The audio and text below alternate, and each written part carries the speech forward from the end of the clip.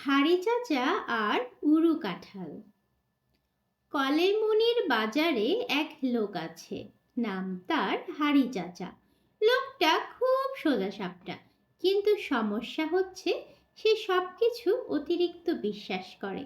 একদিন বাজারে হাঁটতে হাঁটতে হাড়ি চাচা দেখলো, বিশেষ ঘোষণা, উড়ো কাঁঠাল, যা কিনবে নিজে নিজে ঘরে উড়ে যাবে।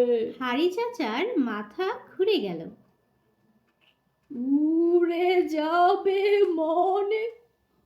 আমি তো কাঁঠাল টানতে পারি না।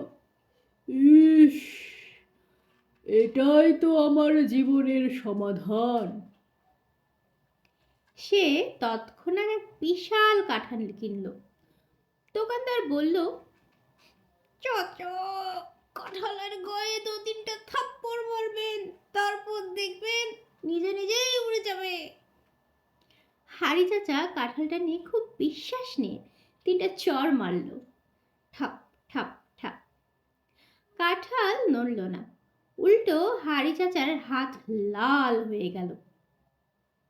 সে রাস্তায় দাঁড়িয়ে আবার চেষ্টা করতে লাগলো। মানুষ জড়ো হচ্ছে, সবাই জিজ্ঞাসা করছে, চাচা কি করছেন? হাড়ি চাচা রেগে গিয়ে বলল, কাঁঠাল উড়ানোর চেষ্টা করছি, দেখেন না? এদিকে পাশে একটা বাচ্চা হেসে গড়াগড়ি, চাচা, কাঁঠাল কি বিমান নাকি যে উড়বে? হঠাৎ একটা ছাগল এসে কাঁঠালটা চেটে ফেলতে শুরু করলো। হাড়ি চাচা চেঁচিয়ে উঠল, এই ছাগল, এটা উড়ো কাঁঠাল, গায়ে লাগলে তুইও উড়বি, তারপর হারিয়ে যাবি। ছাগল ভরকে গিয়ে দৌড়। কাঁঠালটাও ছাগলের সাথে লটকে গিয়ে লাফাতে লাফাতে এগোতে লাগলো। মানুষ দেখে, আহারে, সত্যি তো কাঁঠালটা উঠছে না, দৌড়াচ্ছে।